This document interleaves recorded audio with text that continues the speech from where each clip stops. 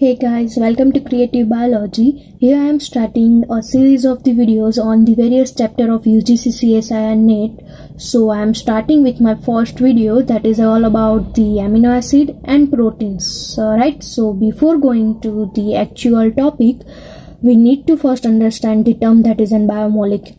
So biomolecules are the carbon-based organic compound that is produced by the living organisms, right? That mostly are made up of carbon, nitrogen, oxygen and hydrogen. Do you know that up to 99% of our mass of the most of the cells are made up of these four molecules only? Forget about that. So our biomolecules are mainly divided into the two categories, that is small biomolecule and macrobiomolecules. So small biomolecules includes the sugar, amino acids, nucleotides, fatty acid, etc. Ultimately, that building block of our macrobiomolecules are considered as in small biomolecules. So in the macrobiomolecules, it includes the polysaccharides, proteins, nucleic acid, lipids, and etc. Now let's see the general structure. So here, as you can see from the pictures, that the general structures include the central carbon, that also known as an chiral carbon, because that four valency of these carbons are occupied by the different group. That first group is as an carboxyl group, C++, second is an amino group, NH3+, third one is an R chain, R side chain, and that fourth one is an simply hydrogen. That carbon is also known as an alpha carbon because that will attach with an carboxyl group. Now let's see some example of this amino acid. So that I consider here that is in lysine. So that lysine contain that three major group and four carbon and amino group side chain. This is known as an R chain, as you can see here, that contain the alpha, beta, gamma, delta and epsilon carbon, right? Because of our carboxyl group and amino group are attached to the alpha carbon, this type of the amino acids are known as an alpha amino acid, right? So as you know that most of the proteins are made up of this type of the amino acids in the nature. There is some amino acids are also made up of the beta and gamma and etc. structure, but that is very rarely seen. So now here I am considering the pH. So as you know that this type of the compound contain the positive and negative both charges, right? So ultimate charge of this type of compounds become 0. So at that point, when this type of compound becomes 0 charge, or we can say is net charge of this type of compound becomes 0, at that point is known as its isoelectric point. So that type of molecules, or we can say ions, are known as an Zwitter ion, or we can say dipolar ion.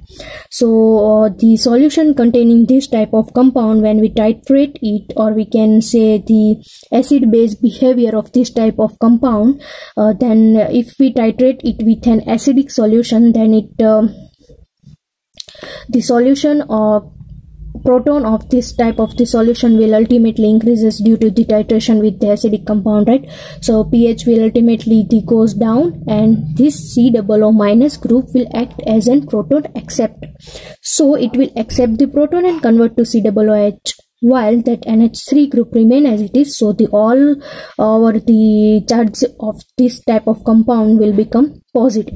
While if we titrate this type of the solution with the basic solution, or we can say basic compound, so in that case that proton of the solution will ultimately decreases, that make pH down, or we can say that pH will increases. So that NH3+ group, that is an amino group, lost their proton. So lost their proton means they becomes an NH2, right? But the COO- remain as it is, so it give the negative charge to all our compound, right? So at low pH means that pH that lower than its isoelectric pH, that compound get positive charge, while at high pH means that pH more than its isoelectric pH, that compound get net negative charge, right? So this is all the behavior is due to its amphoteric nature. What is the amphoteric nature? When a compound having both positive and negative charge together, so that type of compound is known as an amphoteric in nature. right? So now let's see the concept of optical property. So here, as you can see, that optical property, or we can say optical activity, is the ability of an optically active compound to rotate the plane of polarized light, and that is measured mostly by the polarimeter, right? So when you pass the normal light through the polarizer, it will convert it to the plane polarized light. Then that polarized light, when will pass it through the sample, or we can say the solution containing our compound, then this type of compound get make this light to rotate in one of the direction, right? When this type of the plane polarized light will rotate into the right side, or we can say into the right direction, then this type of the compound will known as an dextro-rotatory compound, or denoted as an small d, or we can say is denoted as an positive sign. But when this type of compound will rotate the plane polarized light to the left side, so this type of compound will known as an levorotatory, denoted as an small l, or we can say the negative sign in most of the cases, right? So this type of properties is seen in the compound because of the presence of optically active compound, right? So for the optical activity, here must presence of the chiral carbon, but as you can see, there is an exception of the glycine, because the glycine do not contain any chiral carbon. As you can see here, that 2 hydrogen group are attached with an central carbon, so this is not a chiral carbon, that is known as an achiral carbon. But in case of the alanine, this will be seen. As you can see here, that 4 different type of the group are attached with a central carbon, right? Now let's see the equation of the observed rotation, or we can say how to count the observed rotation. So as you can see here, observed rotation is equal to the spatial rotation into concentration into L, that is an length of the light path. Here, that specific rotation is the observed rotation when your concentration is 1 gram per ml, your path length is 1 decimeter. So ultimately this is cut out, so your observed rotation is equal to specific rotation at temperature T and wavelength lambda, right? So this is all about. I put the sum of this type of using this type of equation in the last session of this video. Now let's see the absolute configuration. So here 2 type of the system is present, that is an DL system and RS system. That both the systems are totally different from each other, so we can't just compare both, but that DL system is given by the Fischer, so it's known as an Fischer projection also. Now as you can see here, from I gave the 2 example of the serine and cysteine. Now you also have to remember the structure of the all type of the, we can say, the standard amino acids, that is an 22 type of the standard amino acids present in nature, right? So you have to remember, that will ultimately or directly or indirectly ask into the competitive exams. So you have to rememberize all the structures. So start to rememorizing one by one, so you cannot rememberize it directly. So here I am giving the structure of the L-serine. So as you can see that the basic structure is similar, but here as an argene it contains the CH2OH. Now let's move towards the DL systems. Simply, if I am explaining in this simple manner, then it is based on the enantiomer. Now what is enantiomer? Enantiomer is the mirror image of each other. Simply, that if any compound have its mirror image, that is known as its enantiomeric compound or enantiomers. So as you can see here, if I am putting a mirror here, then whatever the image of this compound shown in the mirror is its enantiomer, or we can say the D configuration, because it is L, right? So by just showing the structure, you can also able to identify what type of configuration it is, and that is by, as you can see here, that NH3 group. or we can say amino group are attached at the left sides, right? This is the left side. So when this type of the amino group are attached on the left side, this type of compound is known as an L configuration, L in the L configuration.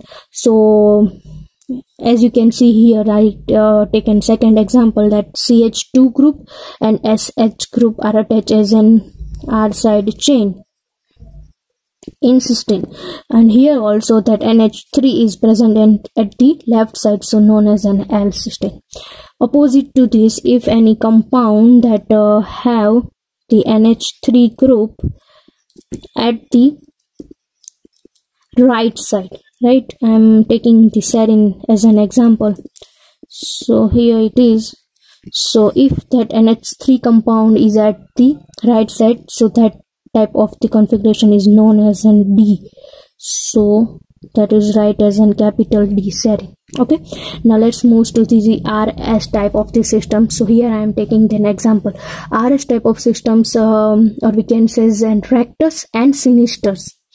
So rectus means the right side and sinister means the left side.